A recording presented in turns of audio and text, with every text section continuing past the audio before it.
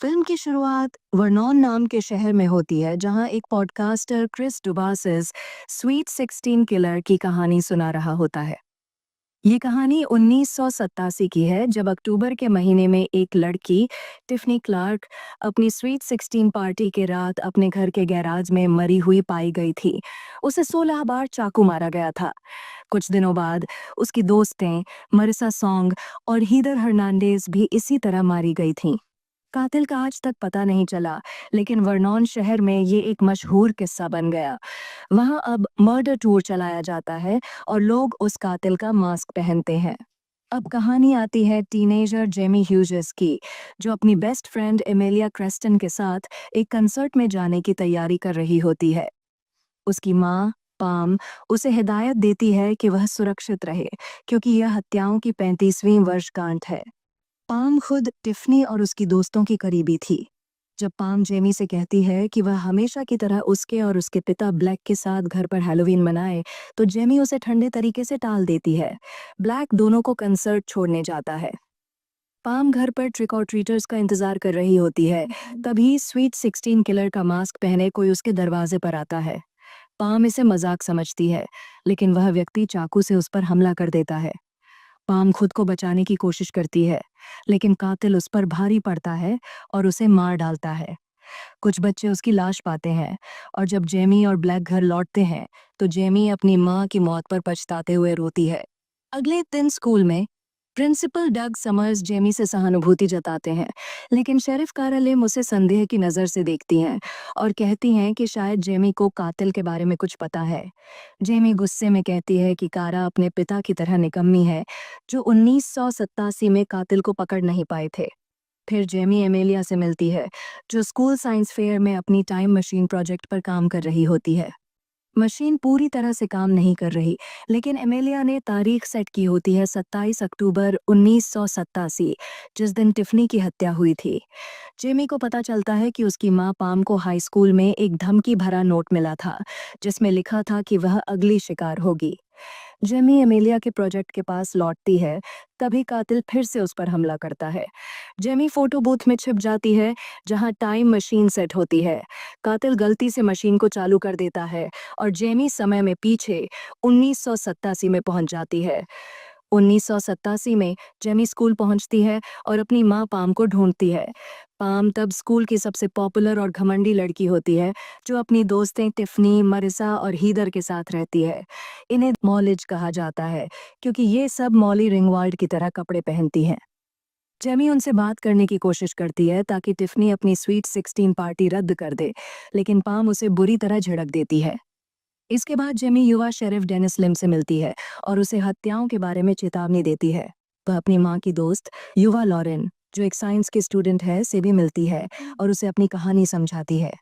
Lauren उसकी मदद करने को तैयार हो जाती है। जेमी और लॉरेन टिफनी की पार्टी में जाते हैं, लेकिन जिम का जोक रैंडी फिंकल, जो अब का उसका जिम टीचर है, उन्हें अंदर जाने नहीं देता। जेमी पार्टी में घुसने और मॉलिज के साथ घुलने मिलने की कोशिश करती है, लेकिन उसकी मुश्किलें बढ़ती जाती हैं। जेमी वापस घर के अंदर आती है तो देखती है कि ब्लैक और टिफनी आपस में लड़ रहे हैं। इसी दौरान जेमी गलती से टिफनी को यह सलाह दे देती है कि वो अपने क्लासमेट एडी रॉयल के साथ समय बिताए। एडी एक मशहूर रॉक स्टार है और जेमी उसकी बड़ी फैन है। टिफनी और एडी उसके माता पिता के बेडरूम में चले जाते हैं। जैमी पूरे घर में टिफनी को ढूंढती है, लेकिन वो उसे गैराज में नहीं मिलती। तभी एडी गायब हो जाता है और अलमारी से किलर निकलता है, जो टिफनी को वाटरबेड पर बेरहमी से मार देता है। जैमी और पाम जब वहां पहुंचते हैं, तब तक टिफनी की मौत हो चुकी होती है। जैमी और लॉरेन पाम को उसके घर छोड़ने जाते हैं, जो इस घटना से बुरी तरह सदमे में होती है। वहां वे देखते हैं कि पाम अपनी माँ से काफी बदतमीजी से पेश आती है।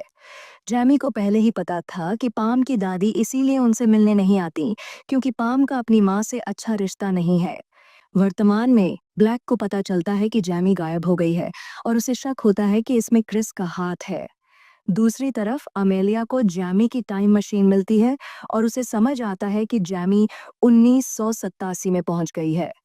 अमेलिया क्रिस की मदद से पुराने क्राइम सीन की तस्वीरें देखती है।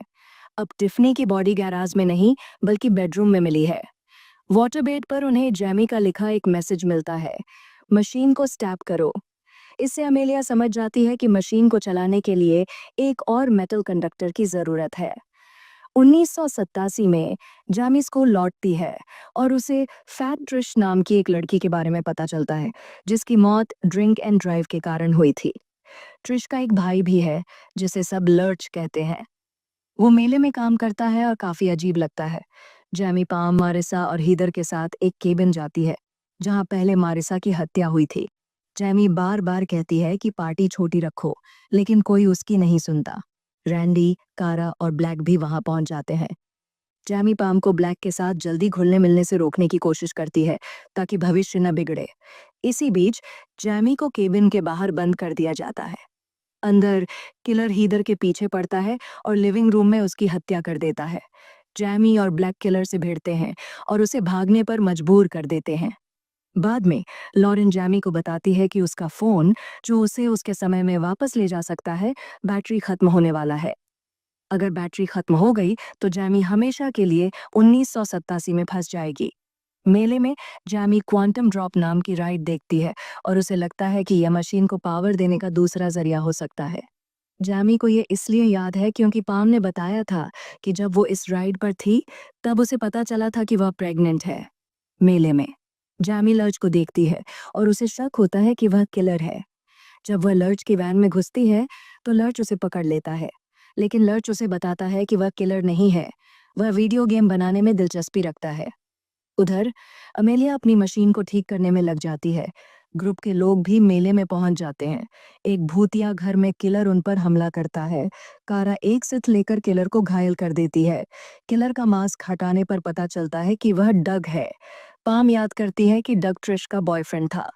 मारिसा को समझ आता है कि डग को उस स्लीप ओवर के बारे में पता था, जहां ट्रिश को बुलाकर उसे शराब पिलाई गई थी। ट्रिश रोते हुए घर गई और एक्सीडेंट में मारी गई। जैमी को गुस्सा आता है और वह पाम पर आरोप लगाती है कि उसने ट्रिश को ऐसा करने दिया, लेकिन पाम कहती है कि वह उस वक्त टिफनी से झगड़ रही थी और स्लीपओवर में नहीं थी। तभी एक और किलर आता है और मारिसा की गर्दन काट देता है। सब भाग जाते हैं। इस बीच अमेलिया बेहोश हो जाती है और टाइम मशीन गायब हो जाती है। किलर जैमी का पीछा करता हुआ क्वांटम ड्रॉप तक पहुंचता है। वह लाइव टीवी पर नॉर्म को चाकू मार देता है। पाम और किलर भी राइड पर चढ़ते हैं। किलर पाम को चाकू मार देता है, लेकिन जैमी उसे राइड से बाहर फेंक देती है। किलर का खुलासा होता है कि वह क्रिस है। वह पाम और अपने पिता को मारकर नई मर्डर स्प्री शुरू करना चाहता था, ताकि अपने पॉडकास्ट से पैसे कमा सके। जैमी उसे नेल गन से गोली मारती है और मशीन की दीवारों से टकराकर क्रिस गुलाबी धुएं में बदल जाता है। जैमी वापस अपने समय में लौटती है और पाम को जिंदा पाकर खुश हो जाती है। लॉरेन और अमेलिया भी वहां पहुंचती हैं। लॉरेन बताती है कि अब बहुत कुछ बदल गया है। वह जैमी को एक नोटबुक देती है, जिसमें नई चीजों का रिकॉर्ड है। अब जैमी का एक बड़ा भाई है, जिसका नाम भी जैमी है, और असली जैमी का नाम कोलेट हो गया है। नोटबुक में और भी बदलाव हैं। पाम और ब्लैक जल्दी ही साथ हो गए और जैमी का बड़ा भाई अब शादीशुदा है। रैंडी स्कूल प्रिंसिपल बन गया है और कारा police chief. Lurch video game developer बन गया है और उसने ट्रिश की याद में एंटी बुलिंग ऑर्गेनाइजेशन शुरू किया है। क्रिस अब भी जिंदा है, लेकिन अपने पिता की मौत से सदमे में मूक बन गया है। लॉरेन अब भी उस पर नजर रखती है।